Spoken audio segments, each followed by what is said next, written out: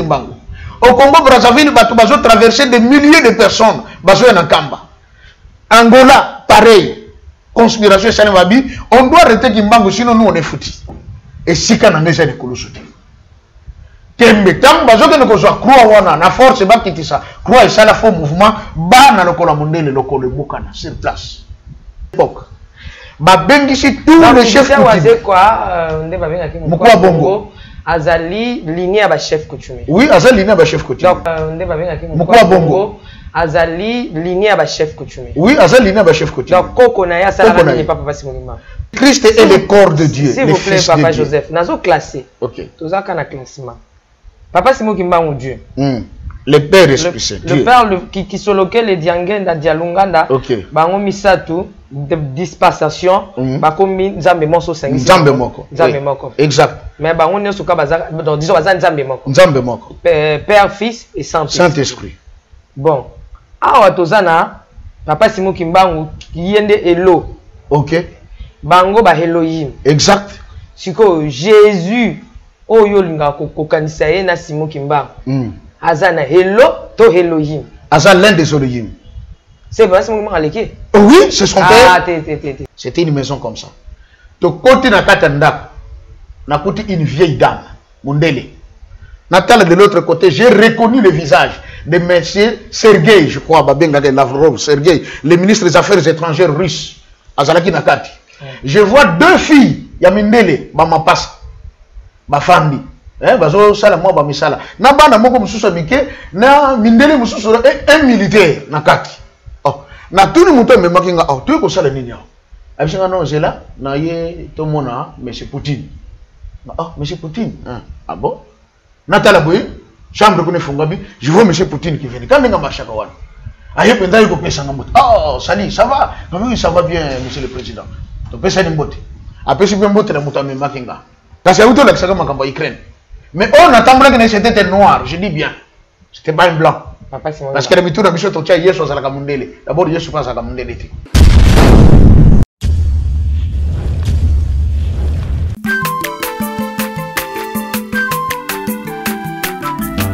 Azamwana motote, boa kosangai.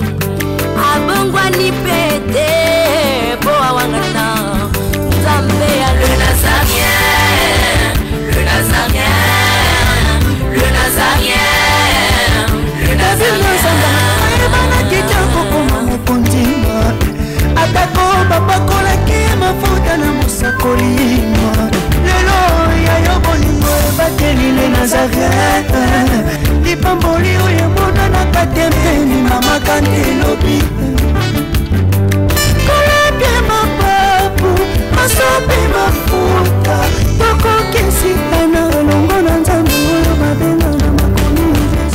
Shalom, shalom, bien-aimés dans le Seigneur, très chers fidèles téléspectateurs, les amoureux de Christ Jésus. Aussi ceux-là qui aiment la princesse de l'éternel, Maman Tiffany Mokwa dans vos maisons. On est ensemble, il n'y a pas de souci. Christ Jésus est le même hier, aujourd'hui, éternellement. Mabe Anzambeza, Pimba Mungwikwapi, tout ensemble. J'aimerais nous annoncer que nous sommes toujours bel et bien dans cette émission. Donc, table sainte avec notre pasteur, donc notre papa, le pasteur Joseph. Donc, vos CP-laki, vos Bengaki. En tout cas, nous sommes vraiment joyeux. Donc, joyeux, cette joie est partagée. Voilà pourquoi j'aimerais vous recommander, vous demander aussi à la régie de nous balancer ces cantiques.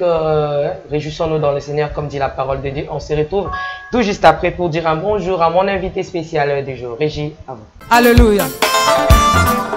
Merci le roi de rois.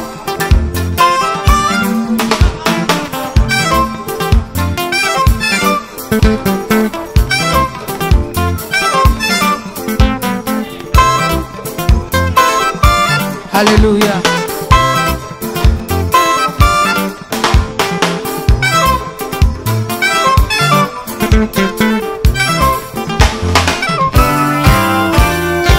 Tombola maboko na yo likolo.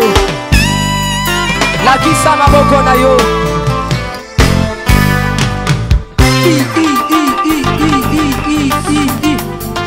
Sakat. Sakat. On y va.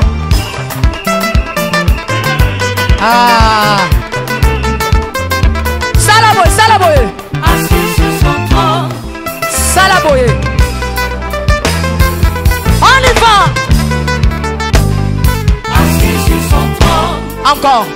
Encore. Encore. Ah, ah, ah. Afandi na ngwende na ye. Yesu azaya kofanda. On y va.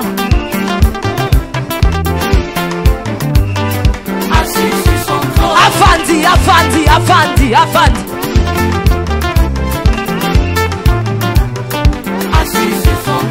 Fandi saye, fandi saye, fandi saye. Nazo mono de tika yesu afandi. Afandi, afandi, afandi, afandi. Merci Jésus. Merci Jésus. Afandi, afandi. Salaboye. Salaboye. Salaboye. Gatela yesu le sako. On y va. Gatela. Gatela. Gatela. Gatela. Gatela. Gatela. Kaka. Kaka. Yambalo ya taba ministre bakokata.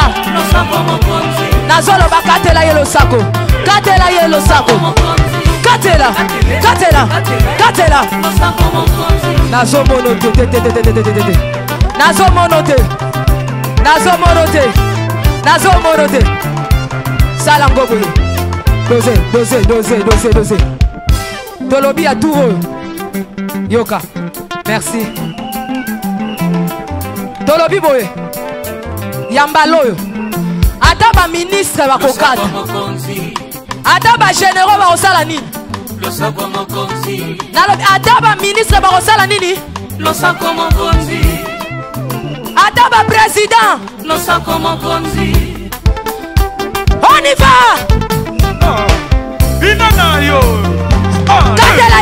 On y va. Et dans le kimbangisme, on sait que le retour de Baoui va nous apporter ce qu'on appelle les 3/4 du pouvoir pour que l'homme noir règne. Bon, Baoui a une intelligence, c'est clair, tout kimbangiste le sait. Et c'est biblique. Maintenant, lui, Tata Kimbangu, avec ses 3 enfants mythiques, voilà des enfants de 7, 5, 3 ans. Tata Simon Kimbangu, jugé le 3 octobre 1921 en Banzangongo, qu'on appelait à l'époque Tisville, par M. De Rossi. Tana na là-dessus, ma coïncidence. Le Christ est un bakangier mutasambi saki italien. Ponce Pilate. Tata Kimbangu petangu akangami mutasambi saki italien. De Rossi. Pourquoi seulement ça? Christ bateka na 30 deniers. Tata Kimbangu, monsieur Mpiodi et Makutu, bateka Tata Kimbangu na 30 francs. On peut bateka kai, parce que on peut bateka. Bateka kai. Dans ndenge jida teka yesu. Tangu Tata Kimbangu a sentir trouble au Salimaka le 6 juin 1921. Babwa qui na Mwanza Kienga après à se déplacer qui a contre moi babenga Katadi, kotaki na bomba maman mwilo na bana na Katali Banga. Bakimbani c'est déjà un lieu de pèlerinage toke de Kuna. Après Kuna, Papa Simon Kimbangu est allé s'installer Mboka Oyoka Ekena Sango, Mbanzansanda, et c'est d'après sa prophétie le 10 septembre. Prophétie le Bamelakati Lelo, donc le Bila prophétie Tata Kimbangu. Kuna ndakene ko fanda. Et si ka siko avanda kina ba ye konde atei bango ebele ko banda na juin 10 septembre. 3 mois. Il est resté avec eux là-bas. Et le 10 septembre, après si ma prophétie, après si ma camonionso, ndenge mukile kotambola, ndenge makabe kozala, ndenge kongwe kozale là. Dès le 11 alobi, maintenant, mon temps d'être livré est arrivé. Tozonga parce que mon sakoli a koko kangama libanda ya Yerusalem miti. Yesu passait comment? C'était pareil. Il y a un que les Christ et Kimbangu sont un. Il faut que les Congolais te yeba parce que c'est ça la vérité, je n'ai pas honte de le dire. Vous connaîtrez la vérité. Tant que tu as s'identifié à Tata Kimbangu, zéro. Au contraire, vous avez multiplié la science occulte. Pour que Simon Kimbangu. Mais tant que vous avez n'habitez pas monsieur vous avez ndengini yawa. Pour calami du pétale ngatelema. Tous les signaux qu'il a donnés sont déjà en marche. Et Tata Kimbangu qui revient maintenant le soir à 17h, bah Koti dans la Nouvelle Jérusalem, Kamba. Na batunion sakaki na bango baswa ko yemba. C'est en ce moment-là que M. Mpiodi et Makutu vont s'entendre avec M. Morel. Que non, Kimbango, écoute, on a déjà quitté, il y a tout ça, Bichot, il y a présenté tout ça. Bah, pesi bango 30 francs. Bah, teki tata Kimbango. Et ce sont eux qui sont venus les pointer du doigt. Bah, c'est un bisou, non. Mais quand on pointe déjà quelqu'un du doigt, c'est la trahison, non? Il y a un papa Kimbango à l'Obaka une fois. Que les gens de la contrée de Gombe Matadi, donc le secteur d'Intimanti, faut pas sembler la mingi pour pas la sauver parce qu'il m'avait trahi comme Judas avait trahi le Christ. Pour pas toi, tu contrée one. Il s'appelait Mpiodi et Makutu. Makutu, la gisi Matoi. Mpiodi Thompson. On va tout Thompson. Tu l'as gagné. Moi, je suis Congolais. Il n'y a rien de hasard au Congo. Hein. La viande que les Congolais mangent tous les jours, où ils ont la facilité congolaise, ils ont la Thompson. Inséparable du Congolais, parce que c'est tout. Voilà, moi Thompson. Moi Thompson. Nalambi Pondu, Thompson. Vous battiez Thompson à cause de M. Damson. Mais na Kikongo, Babingi, Mpiodi. Mutateka tata Kimbango Mpiodi. Matoi na biso lokole yoga gate. Ba Makutu. Et tout Mutozu, Yakolia Mpiodi. Nous avons trahi les sauveurs de l'homme noir, les sauveurs du Congolais. La 30 fois. Et tata Kimbango se retrouve maintenant arrêté le 12 septembre. Enchaîné. Bakomi koyanaye, bakoma na mboka moko ya bandibu kota Mbanzangungu. Il y avait un vieux chef coutumier, Njoto Mikie, tenace. On vous a surpris. Comme on est allé à Papa Wazekwa. C'est le grand-père de Félix Wazekwa, le musicien. Hein? Pardon, papa, pas Joseph Wanjo qui m'a ramené et puis ça bien été. Et bien ça bien, tout ce qu'il donc, bandé en foison. Pardon. Tant que Bakangi Tata Kimbango, Bazoya Naye. Bandi pour Bayogi que. Si moi qui manque n'entamba, bakangi pas ya Monsieur Morel, na basoda na ye. Bazoye na mbazangu bako sambisa ye. Mais ne bazo ko sambisa bazo ko na ko bomaye. Les bandits m'ont dit niet et ko simbate. Muta Simon ne peut pas passer ici to tika ya leki na ye, baki na ko bomaye. Cet homme qui est venu qui nous sauve. Bite mususu maman Stéphanie baki na ko kangela tata Kimbango. Tango bayoki a sekusi mama dina pe 4 jours. Mutazo tanga mai. Mama dina nina. Ah, tu connais bien. Ok. Ba Belge, ba hôpital na bango, il y a Bansonancourt et tout ça, et Kangamaka. Il n'y avait plus de malades. Certaines entreprises et Kangamaka, il n'y avait plus de travailleurs. Je vais m'appeler Gaga. Où est mon quoi? Ah, elle est partie en Kamba, chez Simon Kimbango. Les intérêts économiques de la Belge commençaient à être menacés à cause d'un individu, Simon Kimbango. Au Congo-Brazzaville, Bazo traversait des milliers de personnes, Bazo en Kamba. Angola, pareil. Conspiration Sanewabi. On doit arrêter Kimbango, sinon nous on est foutus. Ok. Baïko Kangaye. Tant que va commis na contre wana yambanzangungu. Bandi bu balobi. Tokoti kate notre sauveur. Aleka awa baki ne kobomaye. Ba charja minduki ya ba pampung. Ba koti na bazamba. Habito zo zela tangu ba ko zwanzela o komba ko lekela awa. Toko sasa mindele na bata force publique. C'est manango to botoli tata Kimbango. To bomba ye pana biso. Vous savez ce que Simon Kimbango a fait? Moi, je commence à 17h. Bandi Bouba côté na matiti. Bazozela, passage ya convoi. Ba attaquer yango, ba libérer Simon Kimbango. Papa Simon Kimbango étant Dieu, il a compris que bateau est loko bani basala exactement comme Pierre. Christ est en bana Pierre. Le temps est arrivé où le Fils de l'homme doit être livré. Pierre a dit, hein, Seigneur, nini? Bambeli yango oako meka. Obiye sur le baginen. Arrière de moi. Satan.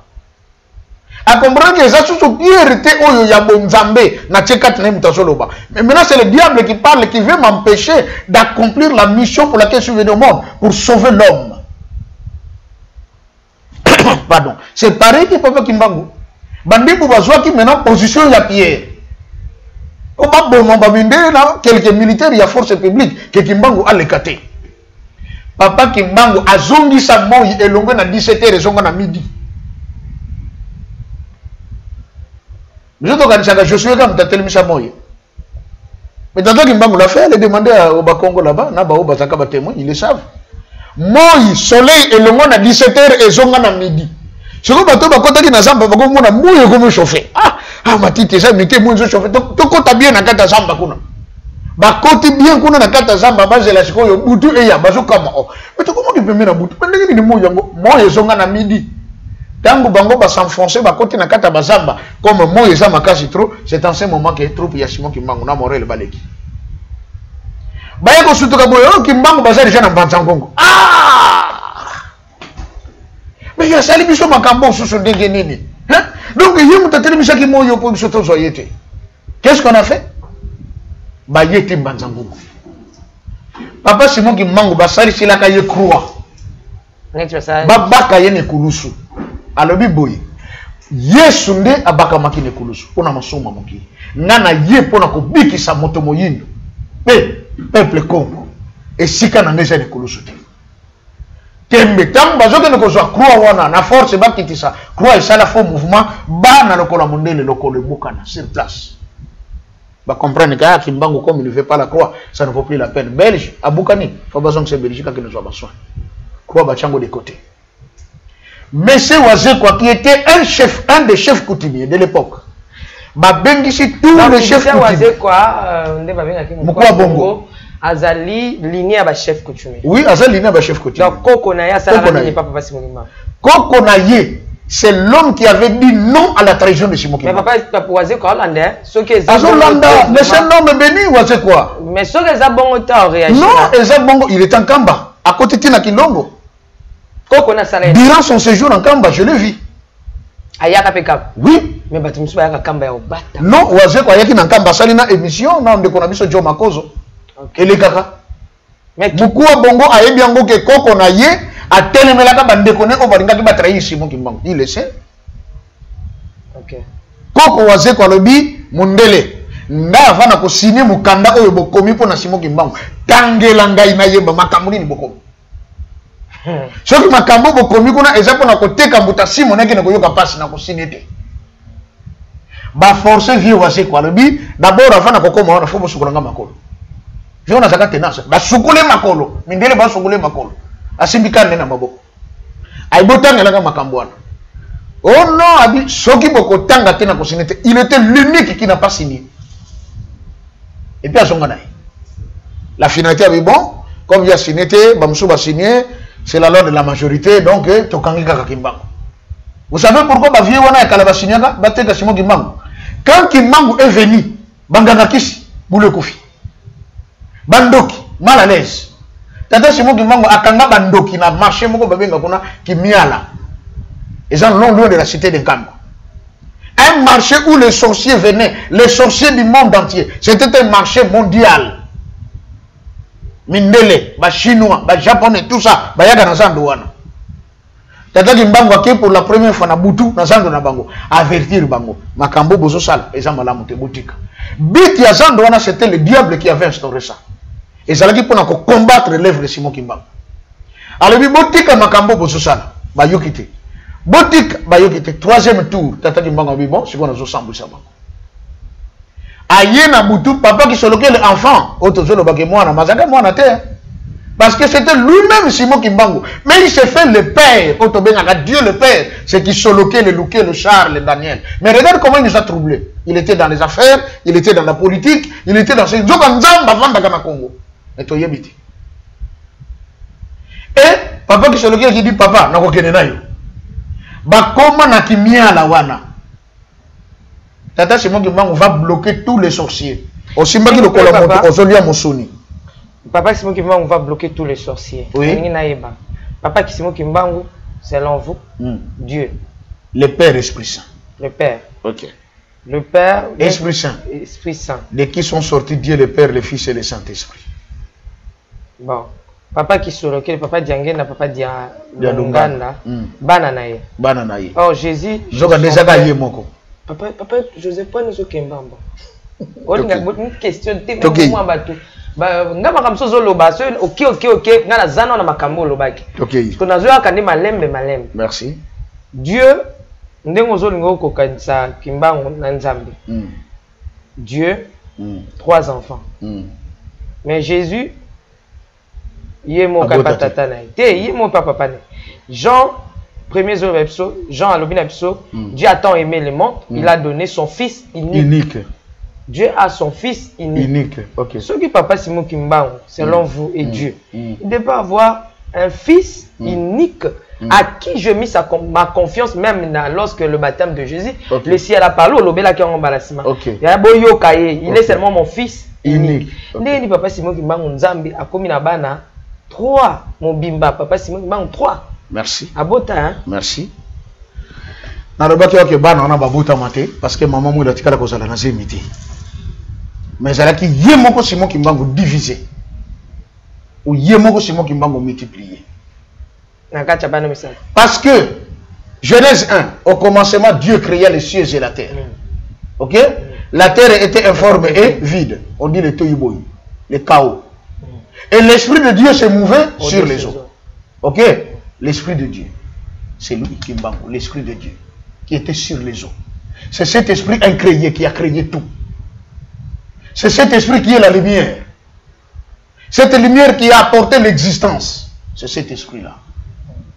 Maintenant, cet esprit, c'est ce qu'on appelle Eloi. C'est de cet esprit que sont sortis les trois pour former Elohim. Le Père, le Fils et le Saint-Esprit.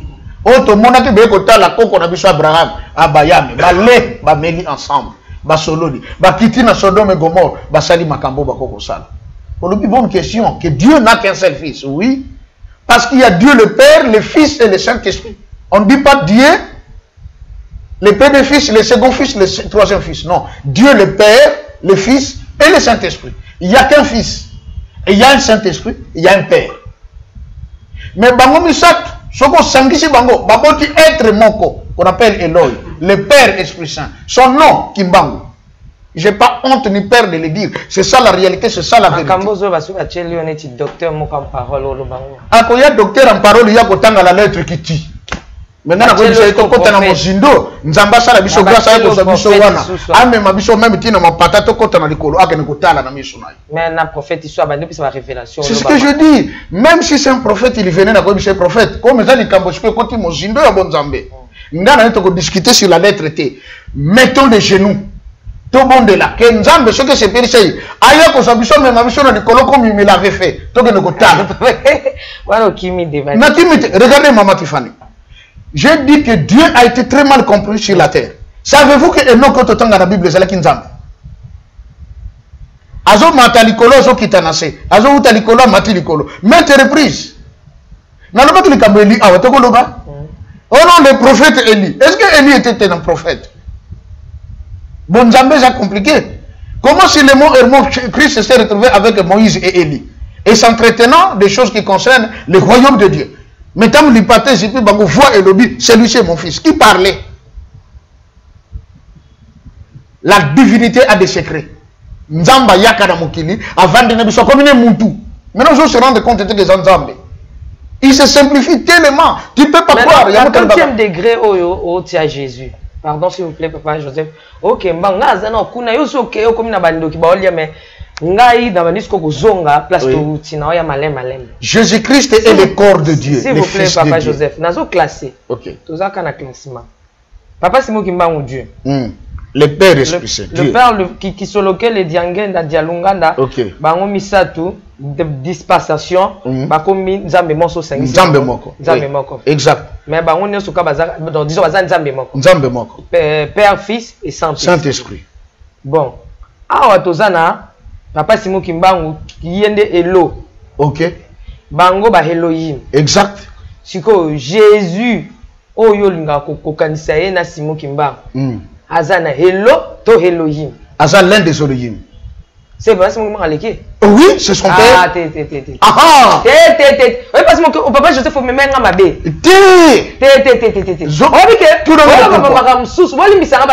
Simon Kimbangu a posé la question de maman Bobo. Et le caption est vert. Je dis papa Joseph déjà placé papa Simon Kimbangu Nicolas Tikenga Jésus na se ngana Kendi Mango. Papa Joseph Fatayo. Donc Jésus Elohim, papa Simon Kimbangu Elo. Nakena mukose. Nakena mukose. Maman Tiffany. Tozonga. Tata Abaya na vandi na ndako na ye.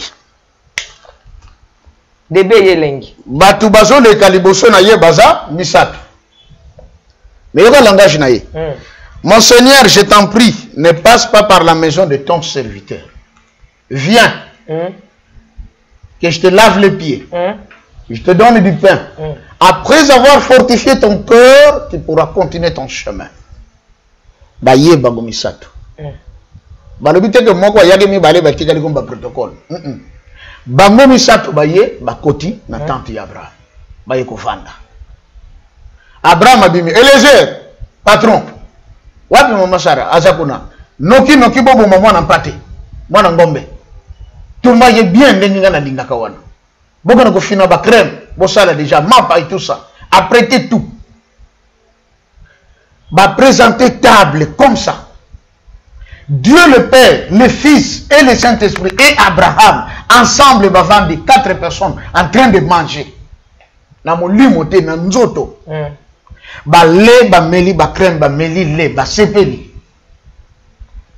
Quand ba sepeli non ba tiati. Le solo ba ki en émission. Ba bandi est-ce que tu comprends l'Abraham comme tokani ko sala. C'est quand même notre ami.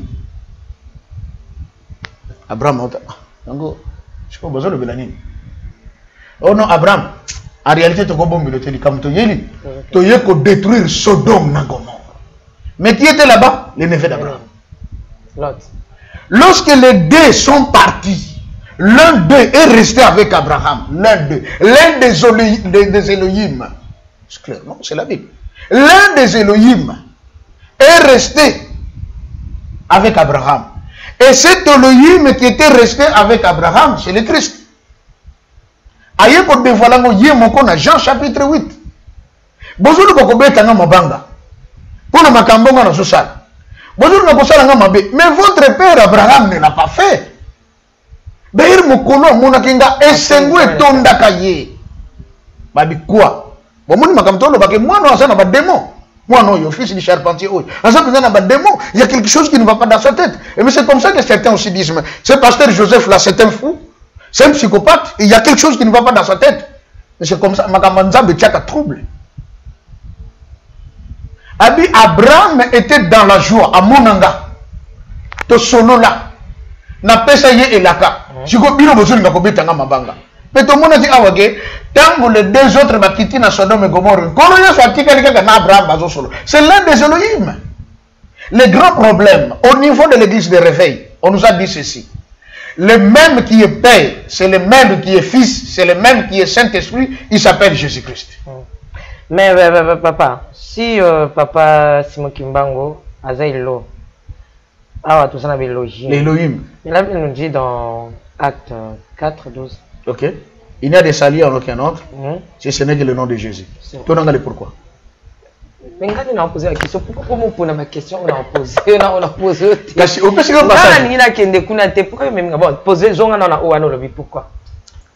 Le pourquoi parce que quand on a bungi liboso nzambe, lui qui est l'être le plus cher, mais réponse au pensée dans de quoi le bino que non, banjelu baleki biso non, biso ne te leki banjelu. Preuve que Nzambe malgré mutabungaki asepeli atika susu lola esika zo gloire à bange. Surtout bange no balekaki biso. Nzambe nanga continuer l'adoration ba ange na likolo. Mais il se dit naké à cause de l'homme pour na kobikisa ye. Dans cette sainte trinité où on parle des Elohim, naki kongo ba benga bango ba mvoila. So que na ba kimbangiste ba so ba tata mvoila. Quand ils disent les tata mvoila, ça signifie les Elohim. C'est ça le langage kimbangiste. Maintenant, le Christ, qui est l'un des Elohim, qui constitue la divinité, parce que Nzambe, Oto Sambelaka, le Père Esprit Saint, Oto Bengi Dieu, Nzambe, Yemoko a mis divisé en 3.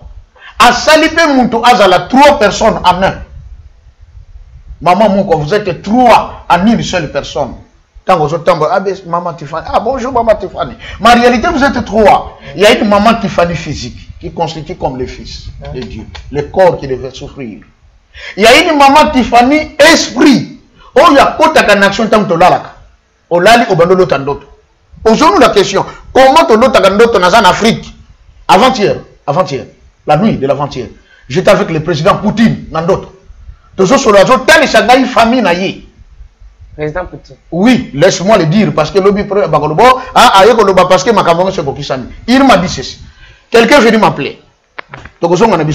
Joseph, Nabi, oui. Na ebi place tozalaki na bato papa Simon Kimbangu akendaki kozwa bango bazolia kindoki. Kindoki. Totiki na. Tokozonga kaka. Awa tozali susu na acte 4 12. Totel émission. Toyena na Nana pesa révélation de Kamba Poutine tozosonga. Voilà. Quelqu'un venu m'appeler. Abi Yaka. Abi oui, on va où? Abi Yaka tokende.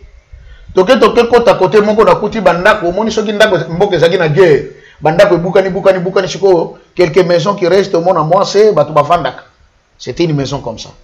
To koti na kata ndako. Na kuti une vieille dame, Mundele. Natala de l'autre côté, j'ai reconnu le visage de monsieur Sergei, je crois, Lavrov, Sergei, le ministre des Affaires étrangères russe, Azalaki Nakati. Je vois deux filles, Yamindele, Mama Pass, Bafandi. Bazo sala moi bamisala na bana moko mususu mike na mindele mususu un militaire nakati oh na tuni muto memakinga oh tu ko sala nini abisanga no zela na ye to mona monsieur Poutine oh monsieur Poutine ah bon natala boy chambre ko ne fungabi je vois monsieur Poutine qui vient quand nga machaka wana aye penda yuko pesa ngamoto oh salut ça va oui ça va bien monsieur le président to pesa ni mbote apesi bien mbote na muto memakinga ba présenter biso ba kiti to fandi yoka maloba Poutine alors bi cette vieille dame c'est ma mère. Les filles là que vous voyez ce sont mes jumelles. Là monsieur ah j'avais appris que vous avez des jumelles oh c'est la cafre ah oui ce sont mes filles oyo bana pe bazaka ka ya famille na ngai. Sergei ici c'est mon ami d'enfance to koli na ye na passe ti to komi batu tina ndenge na yeko koma mokonzi ya mboka yango na tika yete azalaka na ngai oyo basoda kaka bakengela kanga abili kambo na lingaki to solola ezali que biso na ndenge to vivaka famille na biso ezalaka indivisible inséparable mais bandeko na ngai mindele mususu balingi bakabola ngai na famille na ngai bazwi bandeko na ngai mususu bamba komisa bango bandeko na bango. Biso na principe na biso ezalaka bongote. C'est la raison pour laquelle je suis en train de revendiquer, reconstituer ma famille. Nabi oh. Mais pourquoi bango bamba botelo bana na yo? Habibe, achekbe. C'est ça le problème.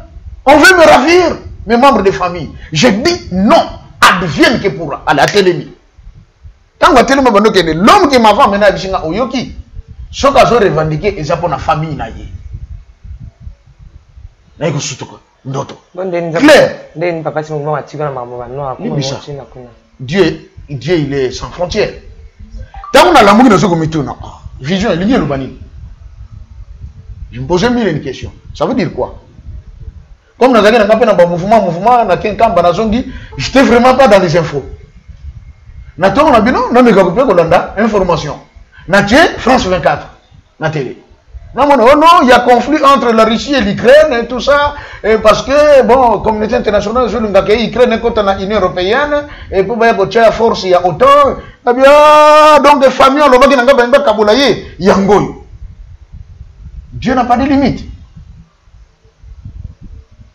Chico, Moutou, c'était le Seigneur Jésus, quoi, quand c'est auto l'accès à l'Ukraine. Mais on attend que c'était un noir, je dis bien, c'était pas un blanc.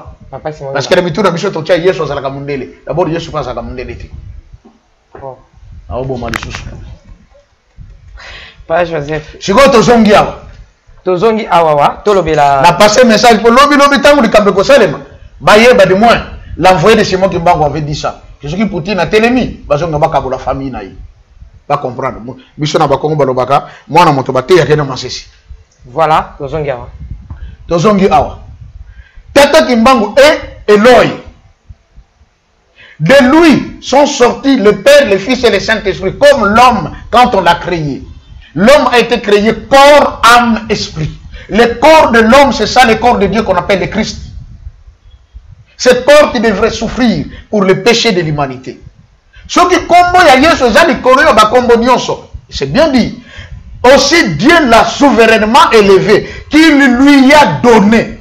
C'est biblique. Dieu lui a donné un nom qui est au-dessus de tout nom, afin que tout genou fléchisse devant lui, et que toute langue confesse que Jésus-Christ est Seigneur, à la gloire du Père. C'est-à-dire, et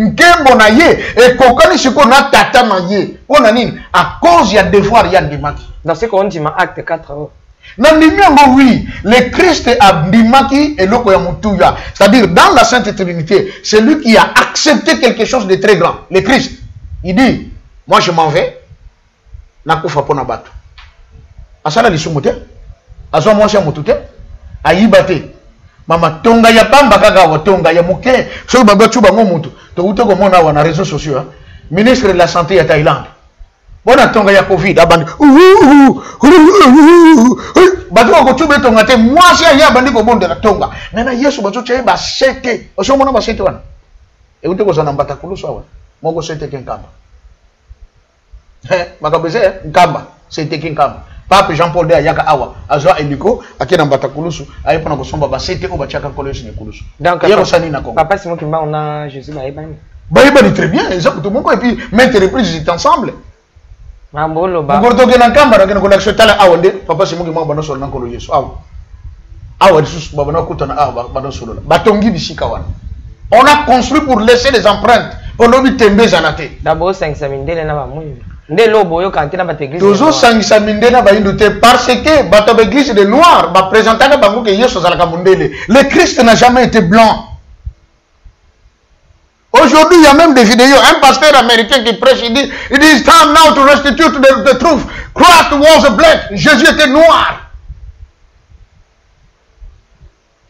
Babylone va tout découvrir qu'on a ba mort morte, ba couti ba document bien écrit. Ba le Christ est dans son enfance. Ceux qui m'ont lu les apôtres ont reconnaître c'était seulement des yeux et la dentition, tellement qu'il était sombre comme les ténèbres. C'est pas moi qui ai dit ça. Ah, Jésus a qui sont. Jésus était noir et ce n'était pas un blanc. Quand il y a en Égypte, il n'a pas connu la ségrégation parce que c'était un noir au milieu des noirs. Donc c'est que autrement Jésus va c'est sûr qu'ils aillent. Oh mais c'est un acteur anglais. Un acteur hollywoodien, anglais. Aouti ko no baboye. Balongo la bikeko nyonso batiana d'église ne longira ye. Ye azala kana ye souté. Ye moko ça un problème. Le problème ça nango, il vit dans l'impudicité, l'ivrognerie et le tabac. Azodo kanzamba kangola ye. Il a fait une déclaration. Merci Toroya na ba prophète na ba docteur Bobongama tozana ko avancer na papa Joseph Toroya parce que na linga na trop ko côté ba question ming te de père que a perdre pe fil d'idée. Tout bon, ça va vexer. Bourouya, on a Platon, Ganaza, journaliste, mais je fais de mon effort par la grâce de Dieu. Il pour cliquer un peu quelques questions, mais ma question est ça. Pour opposant dans ce côté, tout ce qui a avancé, à jaillir, on a pas idée naïe. Papa Tosongi, papa Simon Kimbango, Akangi Batandoki. Oui. Bazolia Missouni. Bazolia Missouni. A bloqué Bango. Moutuna position na ye o akuta makinango. Soko zaki na crâne, bono me la makila comme 20, otikali na crâne na maboko na makila na kati. Tongo etani. Papa Kimbango regarde et dit, soki na tiki mindele awa, ça va provoquer la guerre. On a Sambousi Bango. Il libère tous les blancs. A tiki ba noir. 5 heures à Matimbata. 6 heures kilte bandi na Tongo. Basali kilte. Mais qu'est-ce qui se passe? Maman Tiffany tango abimi na ndak. Na mbeto mobile na zala kitiki. Oh. Y'a papa abimi le banda. Faut to mata déjà to que le sambote. Autant parmi bana moi na moko azate mais boye quand même kilte na ba o baza présent voilà moi na ni azate papa Joseph pe na ndako na ye a constaté que madame na ye na batongo na azate bana musupe bazate bon na ju o baza présent to ye na kilte tango kilte sili to comme na era ba communiquer tata Kimbango a passé message na biro nyonso boye awa na losambo nani oyo asali constat que na ndako muto moko amona niti. Ah papa ngai nani oh mobali na ngai na mwana oh mwasi oh mama leki to zadene na ndako bon bozonga noki na bandako boge no bilamba na bango boyana oh boge no bilamba na bango batu bazonga na bandako mama na Tongo bakezo ba bilamba ba ye nango papa Simon Kimbango papa kisolokele inde soko zana kata nkamba okiti na se mai moko zabona o mati o yena kanki paku babenga kango ngomba moko zawana kanki paku donc c'est une cité déjà construite o positi na liboso kona babengi kimiala côté bazotonga bandako ya jeunesse kimbangiste baye kokuta batu mitakala oyo na crâne oyo na mokuwa ya mutu oyo na lokola mutu oyo na boye oyo na boye mobena nga nzoko zala ka ndoki babe di to fanda kanu ko zaka ndoki azuka bilamba abwakeli osoni kotala mutu mutakala tant ba pesi bango ba bilamba na soni wana tous ces sorciers ont fui la contrée ba ba zaki ya contrée wana le même jour bazongo sona banda kuti. Il y en a qui ont pris la tangente Bakenzela Brazzaville. Bamsuba yaki na Bambanzangungu.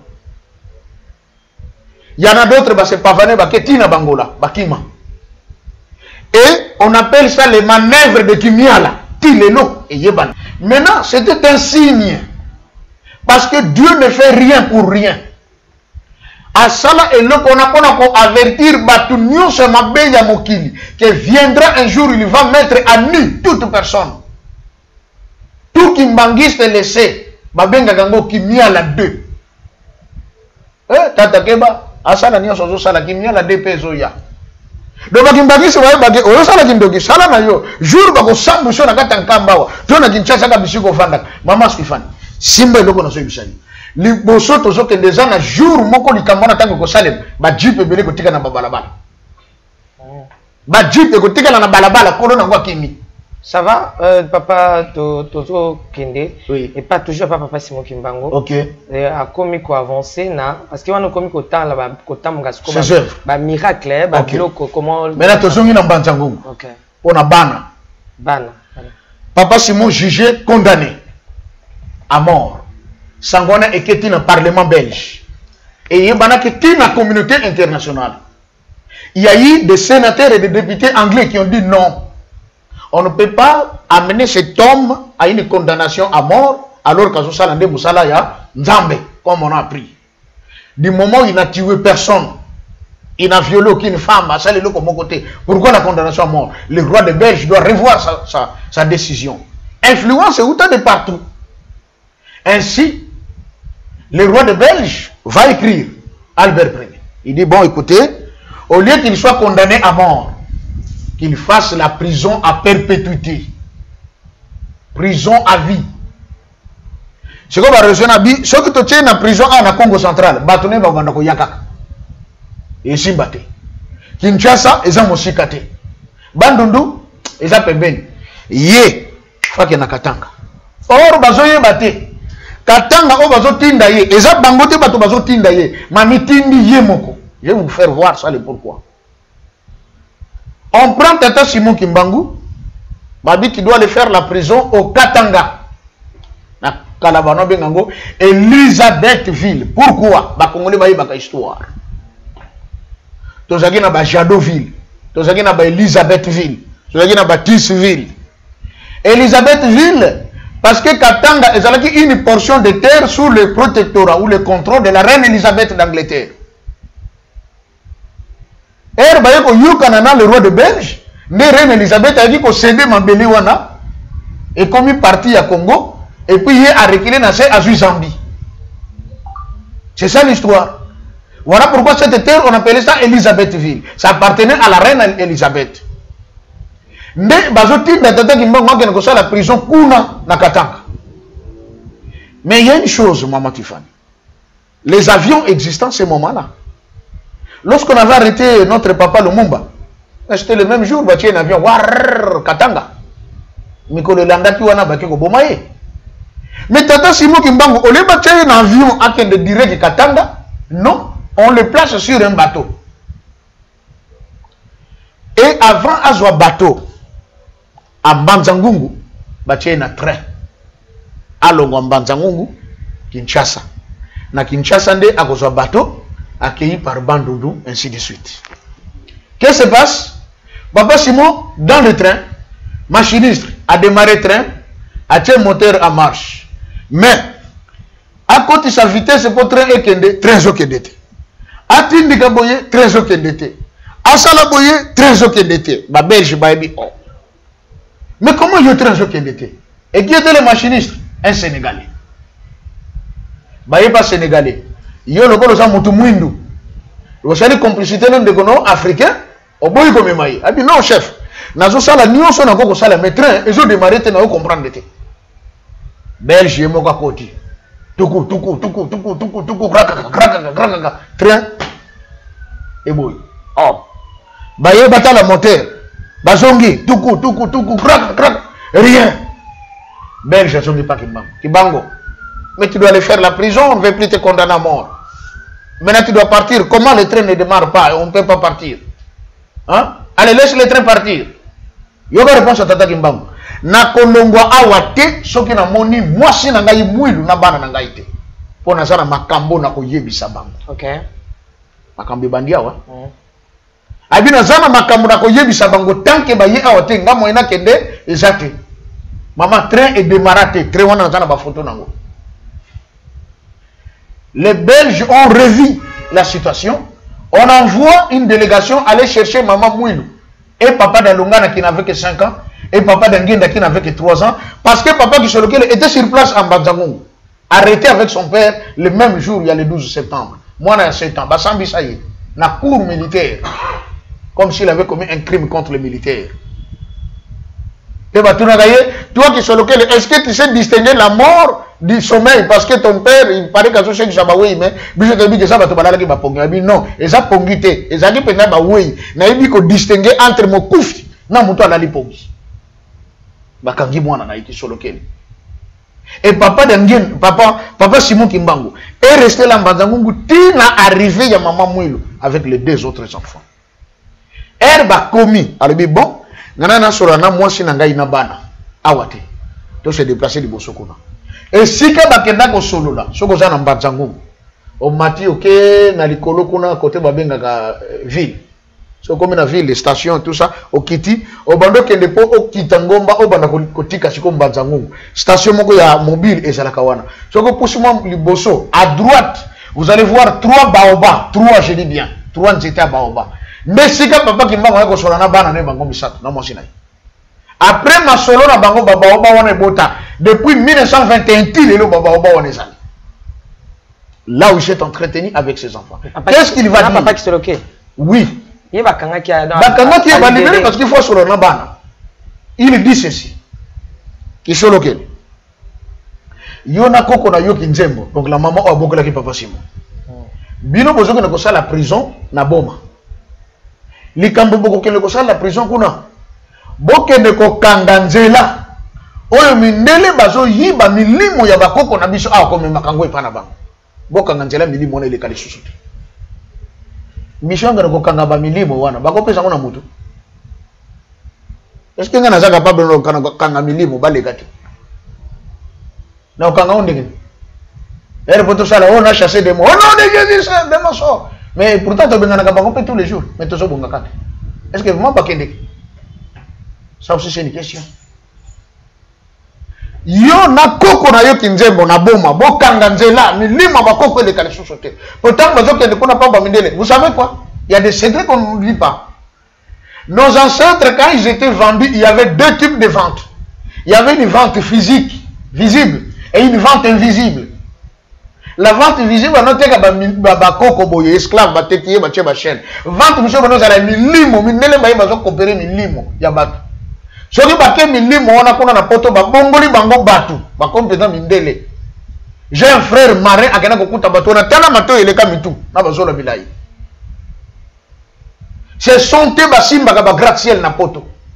Bacha ba mikongo bansu bacha maboko. Je so mona gratte-ciel telema. Njoka na sekona milimo eza kuna simba kango. Mais le jour vient quand la trompette de Simon Kimbangu va sonner. Là milimo wana bakoyoka bako lâcher bandako. Nous allons vivre le spectacle. Ba immeuble kokuya to komona ngona miso. Et papa qui sont lequel et maman qui Nzembo vont faire leur prison à Boma. Mais qui déclare ça? Simon Kimbangu. Au lieu que ce soit les Belges qui déclarent, mais c'est Simon Kimbangu qui le dit. Tant que les Belges me exécuter quand les Moko. Qui sont lequel toi et ta grand-mère, vous irez à Boma. Crier, hein? Alors, Biboy, Dialungana. Tika Mundele Abosa na yoke ozalaka mwana na ngai. Yo ozali gardien de la cité sainte. Ozozonga. Okovanda na Yerusalem. Okotika la kobima kuna te. Pe okendeke la cité okene ko yekola. Vanda kaka na Yerusalem, batela Yerusalem. Je vous informe, maman Tiffany. Papa de Lunga na kiangani. Tato bomona kwa nazo tanga soyi. Tanga komo bangé. C'est le Christ. Mais biso to yebate. Tata wa banako tanga soyi. Akenda classe te. Mais les livres qui concernent la doctrine qui mangiste yemuta komango. Tata wana banako tanga soyi akenda classe te. Le temple de Kamba, le plan, c'est lui qui a fait ça. Architecte. Tata wana banako tanga soyi. Quand il recevait les Russes, il recevait les Allemands, il recevait les Anglais, les Chinois et les Japonais. Abanako sona bango sans interprète. Mais ceux qui m'ont mis dans la résidence, how was your meeting with? Oh, it was very wonderful, very, very wonderful. How? Oh, I speak English currently. Oh, de l'ongana de bac anglais. Moi, j'ai assisté à une scène. Hein? Une jeune dame cabindaise. Azo sona papa Simon qui m'a ngani na portugais à ma casse. Abi lingala tabi ki Congo teka portugais. Papa il est fan. Azolo. Azolo. Na ko répondre papa lui répond en lingala. Ngai na zawana, ngai na zawana. Azo répondre na kata payote. Mais tant que bimi libanda, yoka la fille de gasolo bananga. O pai Simon qui m'a ngani sa fala portugais muito bem mesmo, portugais de classe même. Hein? Papa Simon veut le portugais. Abi ya, si. Na vino, ya vano le portugais, ya vano le bon lingala. Abi nada, en portugais même. Abi on le portugais. Ya zo ka portugais. Mais papa Simon azobana. Azobana lingala, ngai ndé témoin, ngana zalaki wana. Je peux pas dire des choses que j'ai pas vues. Ça m'avait troublé. Oh. Mais lui il répondait lingala, mais la fille entendait portugais. Nani mukolo minoko. Et papa de Lungana l'a fait maintes reprises, il y a des preuves. Tata moko na biasa mutabandundo. Papa de Lungana bise mutamutu bongama hein. Tozo yamba papa yamako bazokuta na Angleterre. Yo mutoko sola na bango. Papa munoko bango balobaka ngana bio lobangote. Yaka. Kende na libanda lokota mabanga misata mike. Yakana. Tata na kenako la kolokota bakayo mike ye nango. Papa de Lungana sengi kopo ya mai ya kamba. Bache mai. Apesi tata na besoin. Mela mabango. Papa abimela. Azui. Lokola kisi. Ameli. Abinitala na mir, ozomona nini? Tata na tanga tali na mir, amoni ba écrit bi mingi bimaka na ordinateur. Bakomi good, ya zotanga good morning. Ay papa bakomi good morning. Ami eza good morning, eza good morning. Allez répète. Ami good morning. Ah, ici. Nous en avons pour le anglais. Quand les Anglais sont arrivés, c'est ce papa qui s'est entretenu avec eux. Et jusqu'aujourd'hui, il parle l'anglais classique. Moi, je cause avec ces vieux-là. Abana mon fils, yo mutokene ko yeko na classe. Ngai na melaka mabanga misato. Nkamba regorge des choses impossibles. Et là, il dit yo bakokanga yo te mindele bakobosa na yo. Effectivement, Tata de Lungana a été oublié par les Belges. Bazonga na Nkamba na maman Mouilou. Et il a vécu dans Nkamba toute sa vie à Kenda Poto une seule fois. Sur la demande de papa Denguenda. Une seule fois. Papa Denguenda est balbani. Et papa d'Angenda, moi il y a 3 ans, il y a une instruction. Joseph, papa, ngai nazo kende kuna na likolo. Bakongo babenga ngobongo na likolo na katanga. Baza na rezo ko na likolo pona nini? Na loba kya. Mai e matakate saka nini? Ekitaka. Do biso to zana se katanga sana likolo. Abi na kokufi la kuna. Mais yo okosala effort soki na kufi. Yaka kozwa nzoto na ngai ozongisa ngo na Jerusalem. Ce qu'on réussit, on ne pas si nabino ko silate pona moto mwindu. Mais ce qu'on réussit, on a c'est fini. Et sengo ya moto mwindu et monani. Moi na bazoti que l'instruction na azana 3 ans s'il vous plaît. Mwilu papa lingomba musala na bandi omoni. Da papa Simon qui m'a banda église. Abandi église inclut ton maman c'est faux. C'est faux. Comme église en zen. Kintwadi, qui a bazoba. Bon, différence c'est Kintwadi. Bon, Touya wana, non, tout le monde mangise. Touya wana. Quand il a dit Kintwadi, ensemble. Ok? Mais Atika qui mangise, n'était. Toujours Kende. Alors, dit Kintwadi signifie ensemble. Pourquoi? L'union fait la force. Ensemble, tu peux faire makambo minini. Et la Bible dit dans les psaumes, avec Dieu nous ferons des exploits. Et il écrasera nos ennemis. ensemble. Mais Babenganga Bazoba, pourquoi? Parce que ceux qui ont crié en Kimbangu, Bazoba. Mais regarde ces gens, mais c'est des intellectuels qui suivent Simon Kimbangu. Mais ces jeunes de Kimbangu de 34 ans, qu'est-ce qu'il va leur donner? En Banzangungu, parmi les miracles de Simon Kimbangu, Belge, Barbina Kimbangu. Kimbangu, tu cherches à mettre en place une église. Toi, tu sais que mettre en place une église, ça demande beaucoup d'argent. Est-ce que toi tu as l'argent? Il y a une réponse à Tata Kimbangu. Mbongo nangai, batu nangai. Batu ni so mutuna. Soko sali église. Comme on a dit que batu nangai de mbongo. Ogole sa bango nini? Tata Kimbangu tombola boutir de manioc. Alakisi bango. Abi oyo. Bakolia makasa na likolo, bazumbo maese, yango banakolela makasa likolo. Yango ekoboko la ngomba na ngai. Kimbangu a laissé l'église. Tant mutungisi leki, Tata Kimbangu a kotsi loboko na sable, tango atia ba. Sable mati likolo, kita des billets de banque et de pièces. Mbongo wana, koko nanga zaki nango, moi j'ai vu ça, des billets bleus. Mundele alali na se Simon Kimbangu ni atie na tolo so kotsi mbeli. Na bambongo ba pièce ba comment la Belgique a un bon pour au Congo. Ana niongo faut fouta na Congo. Mbongo bima ba Belge ba bela vertige Kimbangu bimisi mbongo. Les gens ont ramassé l'argent dans la contrée du Congo central et la banque de cet argent existe dans un village qu'on appelle le Bang. Bato ba garda ke sika wana ba yaki na nkamba bi Tata Kimbangu yaki pa na biso ayako me makoko na biso ba koti na se ya mai ba kota ba ke ko lakse tala banque tonda mbongo. Il y a des pièces, il y a des billets. Il y a des mbongo, il y a des billets. Tant que vous continuez à faire dans mboka. Donc, mbongo na to lia on soki boko. To kolia ngo? Oui, kolia. Mbongo comment on a que la Belgique doit le Congo. La Belgique doit au Congo. C'est écrit dans la pièce. Ça va? Vous voyez? Alors maintenant, je conclue. Il dira à maman Mouilou, Moussala ongana bandi na tikelio. Mais, kolo Moussala eza diangenda. Pambate ngai na d'angenda tout ça mutomoko. Et papa d'angenda dans son enfance, au cours de son enfance.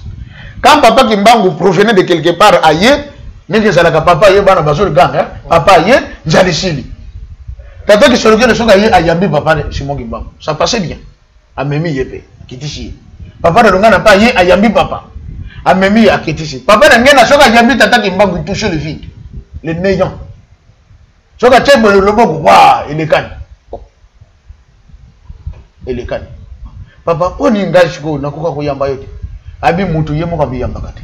Parce que en 1910 il dit à son ami Kumpenda non balité Simon Kimbangu.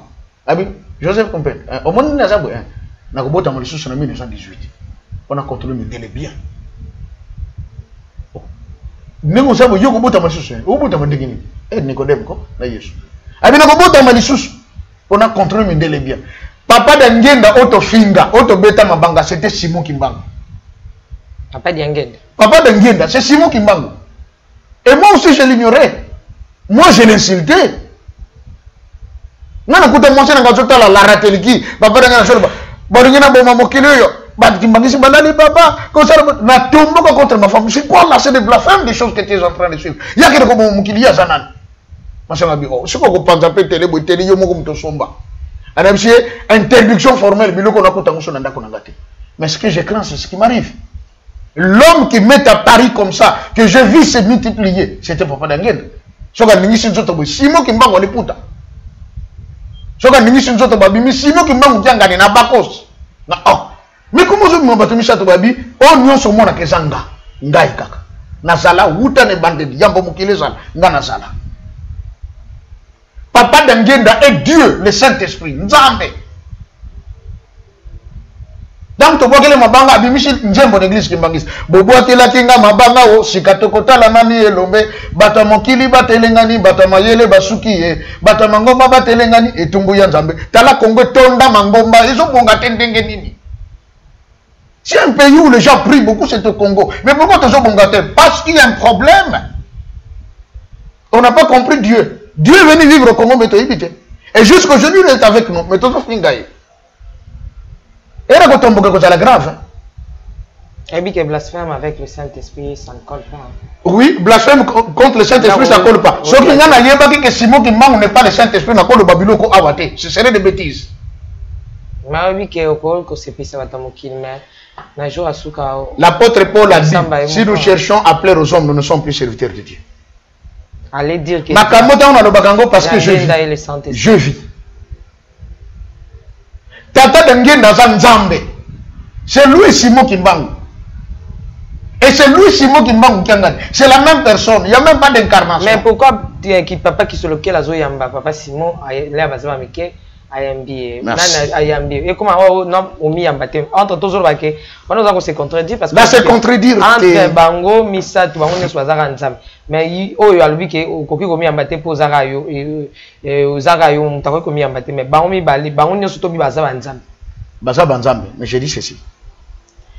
Un jour papa Daniel a dit ceci. Tata qui sur lequel est bomba mi na bonzambe na kono komona shika ya bomba. Tata le longa na pese ka bomba mi na kono komona shika bomba mi. Mais ngaso ki na bomba mi bango bakomona ngate. Certains bambuta baki komona papa qui sur lequel papa on est papa le bibo il le bani. Eh bien beto basikata na yandi biso to bimande pa na ye. Papa qui sur lequel et papa da longa na bimande na papa d'Angenda qui est Simon Kimbangu. Et ça va partir na ye. Et ça le ko na nzoto boye, ezo monana. Esprit ko ko bima mutako mona. Mais parfois ame batami mutaso mona ngote. C'est lui et l'homme qui s'est divisé pour donner naissance au Père et au Fils. Tout comme à l'âme et au corps. Et lui étant l'esprit. C'est comme ça que faisons l'homme à notre image et selon notre ressemblance. C'est là que se cache le mystère de la divinité. Ce qui fait que l'homme est plus important que l'ange. Merci Papa Joseph Tozo Kende après avoir donné les instructions, enfin, quand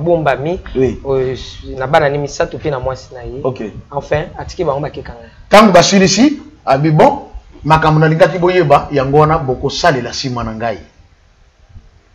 Qu'est-ce qui se passe? Baye ko songa na bango, on dit bon, qui sont lequel toi et ta grand-mère vous allez à Boma. Diangenda, il est encore un petit enfant de 3 ans, on ne peut pas l'arrêter comme ça avec son grand frère d'Alungana, il rentre avec leur mère en Kamba. Bazongi Kamba. Mais quelques années après, les Belges reviennent en Kamba avec son papa d'Angenda. Ba même son papa d'Angenda en prison na Boma. Donc, il est en prison, mais Batangi Sakabango. Nous avons compliqué. Hein? Bakangi Bango, mais Batangi Sakabango peut Bango. Maintenant, le côté drôle de papa qui soloqué, le papa d'Angenda. Papa qui soloqué, le présent à Boma. Moi, en classe. Relégué. Papa qui soloqué, le lavage de cerveau à Bossa Makamba Tatanaï. Bazo côté la doctrine du catholicisme. Bazo papa d'Angenda, Batangi Bango, la colonie scolaire de Boma. J'étais là jusqu'à l'école. Bazo Kota Bango la même pensée de l'enseignement catholique. Et comme un jour il y a baptême, pour pas baptiser Bango comme des chrétiens catholiques. Mais il sur place, il y a mon gars dit ah, bah non, bah ça pas problématique. Oh, vous avez Bango maï dans zoto bogo na memingam. Natu na le gouverneur général de Kinshasa. Bah bengi gouverneur Kotoy.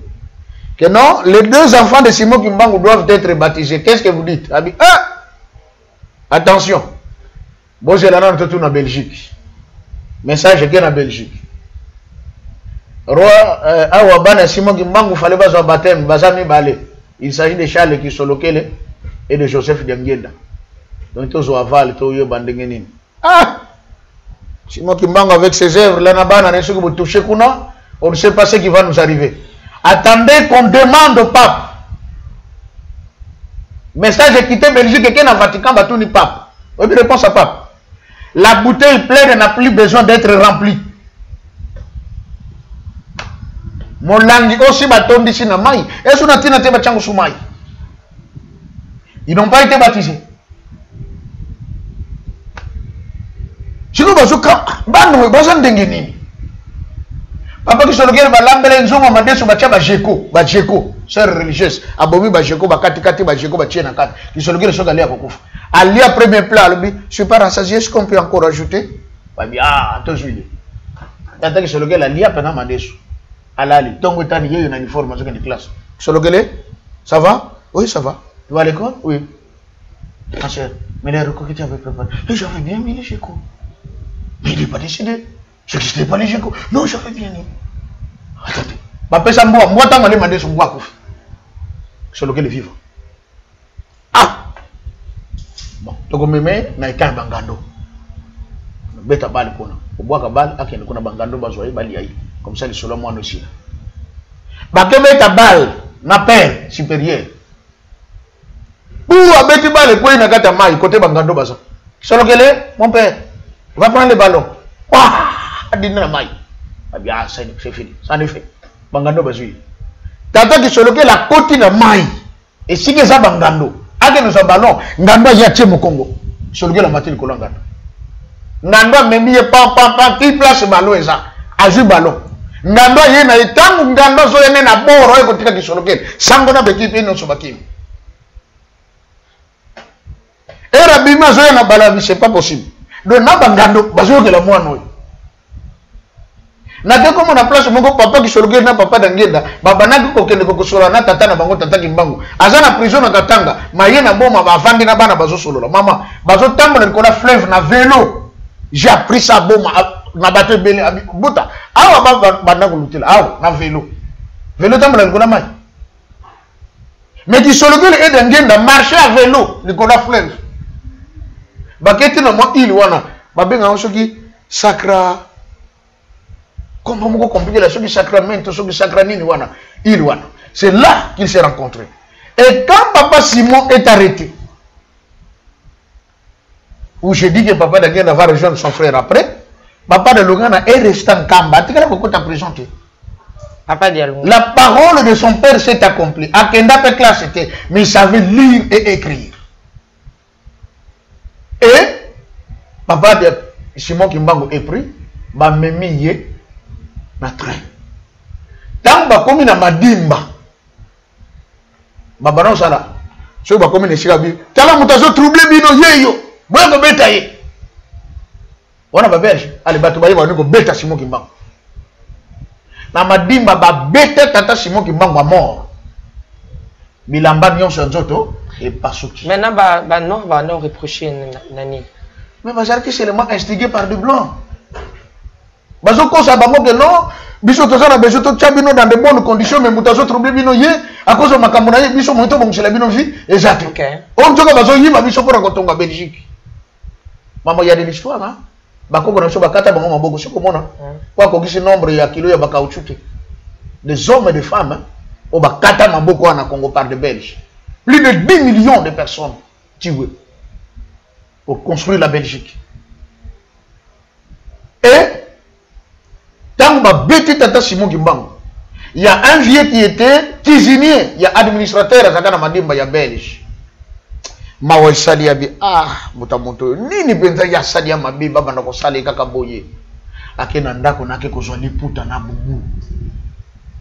Ay ko lacha tata Simon Kimbangu po chemise ni na pantalon nyonso et pasukaki. Et si tata Simon Kimbangu la tela liputa. Na Madimba. Ya ngomona kabande ko mingi bantandu kuna mwa mpeve yo kabantela bimi ngatampadi ngai mpeve wana oui parce que c'est un don qu'ils ont reçu. OK.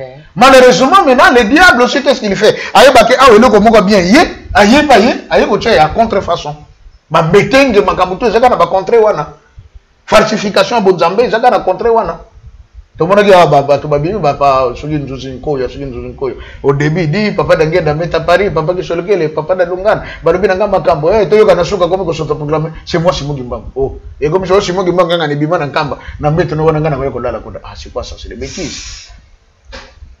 Vous voyez tata oya latisa tata Simon Kimbangu bubu na liputa ezaki na madimba. Or c'est la tenue de Dieu dans le royaume des cieux. Daniel 10. Je vis celui qui jure par le ciel et la terre. Il avait quoi? Un fin lin autour de sa ceinture.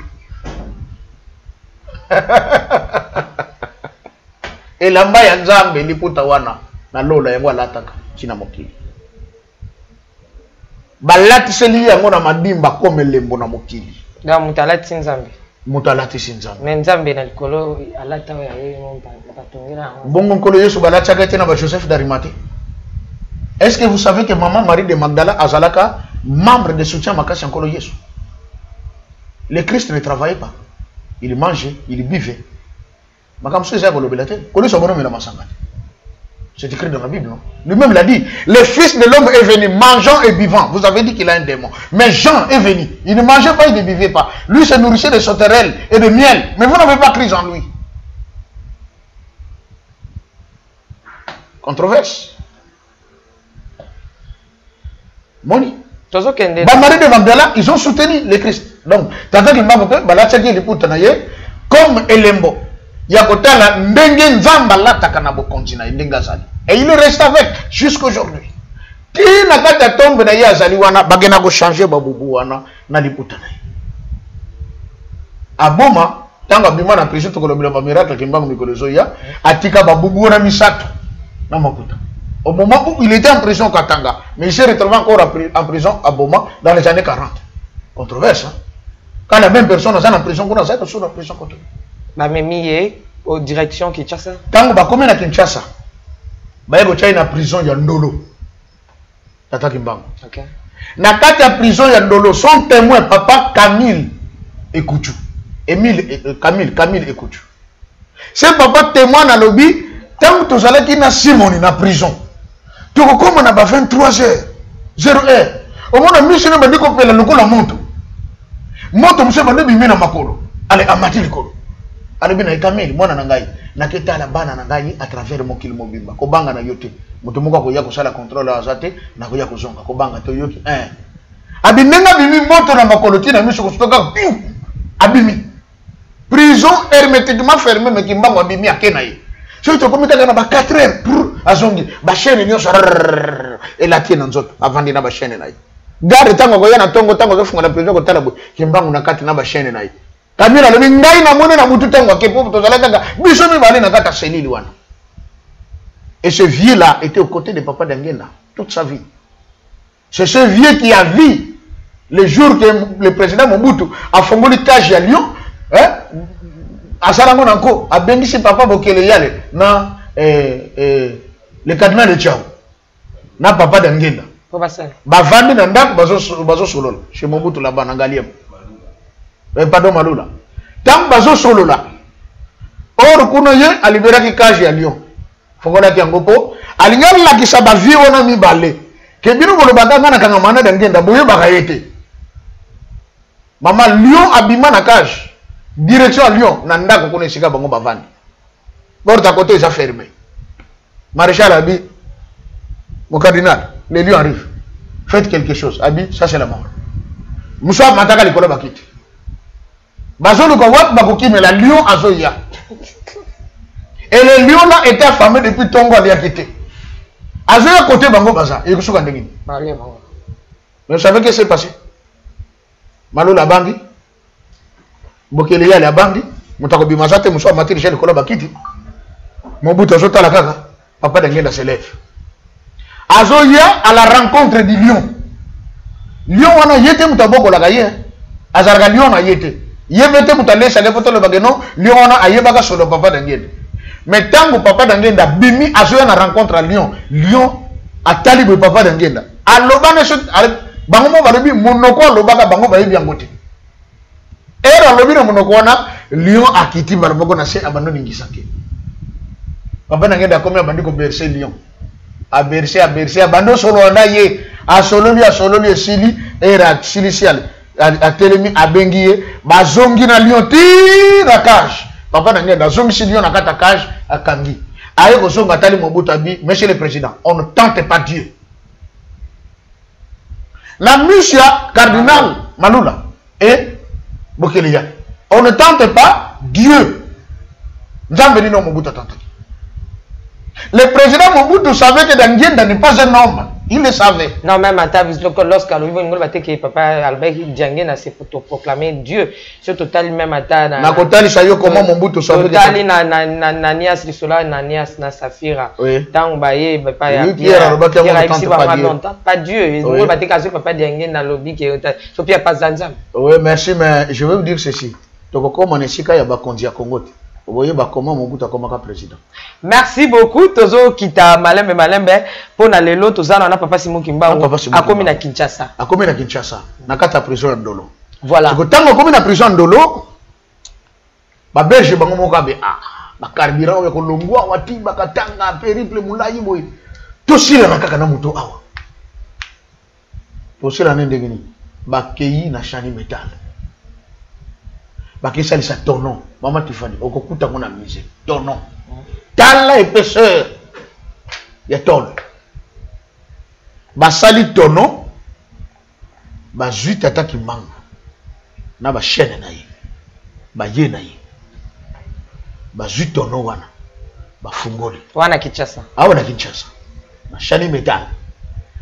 Ba zui ba acide. Ba tie na kati ya tonon. Na mungwa. Na mai.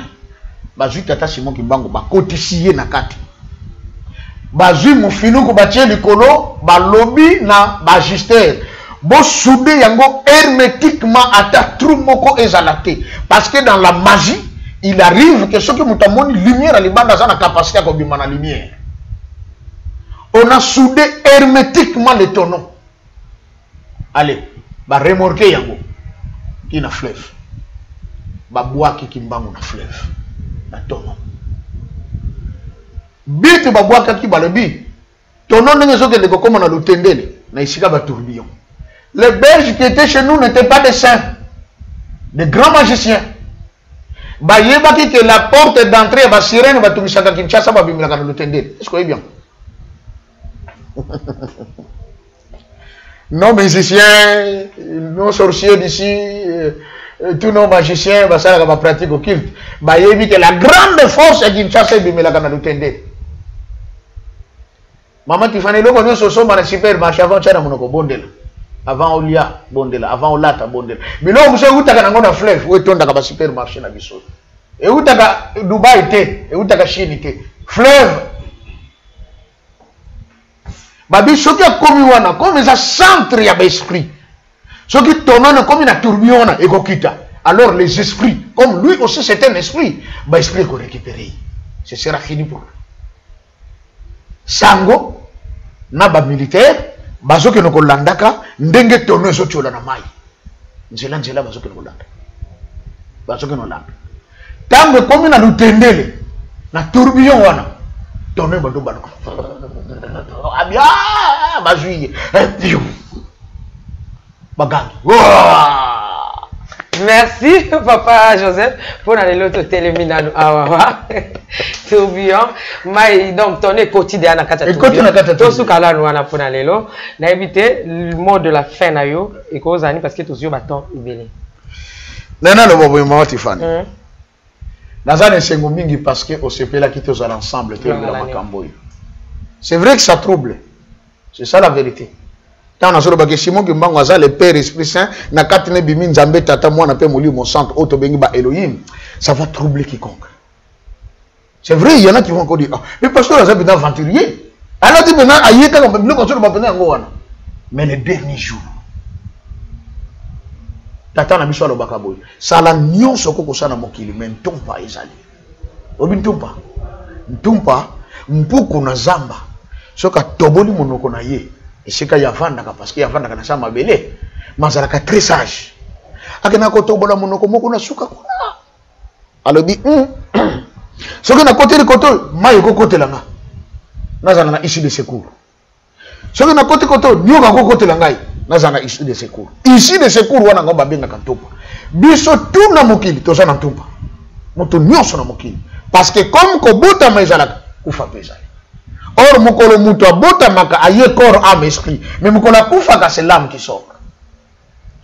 Âme tango zobima, ebi maka direct na ntumpa. Nana kuta maka wana, nzambe. Âme yako kuta naka na nzambe. C'est que des jours où on a des comme Moutotanga bimé à côté. C'est moi qui m'bango. Oh non. Diangienda. Oh non. Nana kanzanga kukuta Yesu muko mundele masugi lala. Ah. Tomba Isali. Ces choses que je dis semblent être une folie. Mais Tomba Isali. Ces jours-là, plusieurs vont dire, eh, pasteur Joseph, abona koloba makambo to di makangote. Moto nyonso ya mokili ata okufi. Et qui me le zate. Place moko ka ko Tomba. Nani okukuta wana? C'est celui que je présente. Numéro de téléphone parce que batumsu ba kuta na ntumpa ya mundele amba ntamtoya na ntumpa na to ka ba batumsu mort ressuscité maman wa azupe ça témoignage je pense que landra yango parce que ozamola mingi pe ba chaîne ebele au moins na mukenda ki na kuta na Jésus aipsinga ibobe na kuta na papa Simon Kimbangu bakanga e po nazo sala bo ambrie ba tutoyoka tout mais to ya wana numéro de téléphone. Numéro de téléphone plus 243 89 68 88 906. Plus 243 89 68 88 906. Merci, nous sommes arrivés à la fin. Notre invité c'était Papa Joseph. Azaki accompagné l'équipe Naye, donc avec Papa Doudou Douda. Doudou Douda, voilà. Vraiment, big salutation à Papa Doudou Douda. Et comment pas Doudou Douda. Voilà. Donc bisika zali to pesi ba mbote belé na balandinyo surtout na bana kamba nyo surtout. Donc kala mingité si Dieu le veut to rozana kamba équipe complet mumba. To ya pona makambo to zoyoka to monango en face parce que TV za radio té. Ils ont battu sur la poto 30 ans nanté a ebisu kamba ndenge komate même ata na nazo babi fona kende na mona na Jérusalem ndenge et commis na qui nous bâtir ba mire ya Jérusalem okenda poto za mwana ya sope ya kimbangisi ya papa Simon oyebisu kamba ndenge za raté la princesse wa kita donc ba point wana nyo surtout stratégique tozo kende bozo yango.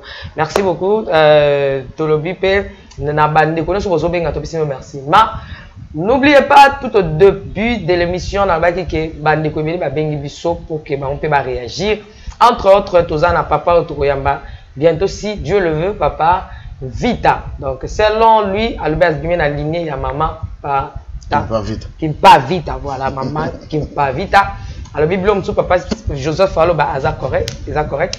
Mais Missou Soupé, ils ont moi boulou parce que papa Simon Kimbango, papa Kimbango, oh bazolo ba awa yé, aza déjà. Donc, yo kapé yépé, na ndenge na Albert Ngalo bela Simon Kimbango.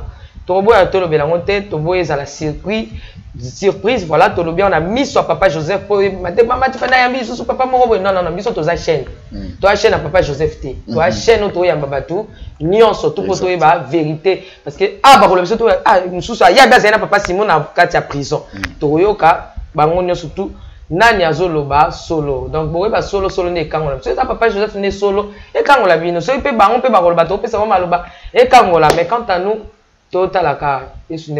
derrière la caméra, c'était Alain Kiakala. Jiramokwa. Pourquoi pas aussi dire de big salutations à Papa Guy là-bas là, depuis l'Afrique du Sud, Maman Lauriane, ma big salutation là-bas à Soto, ma sœur à moi-même, Nekab, I love you so much, God bless. Maman Betty, je t'aime beaucoup, tu es ma maman, tu le sais, je t'aime beaucoup. Maman Fourata, Papa Kaïs, Nathalie Moussibou, Maman Générale Osako, Mokondi, pourquoi pas Capi, hein, Capi depuis Allemagne. Maman t'aime beaucoup, God bless, à plus.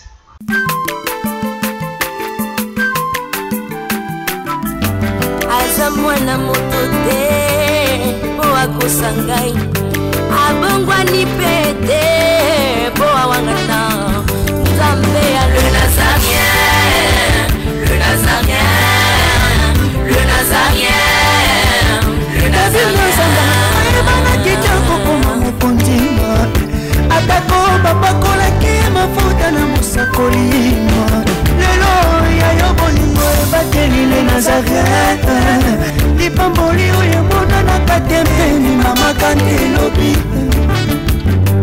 kolapye mapapu masope mafuta tokokesitana elongo na Nzambe oyo babenga na makomi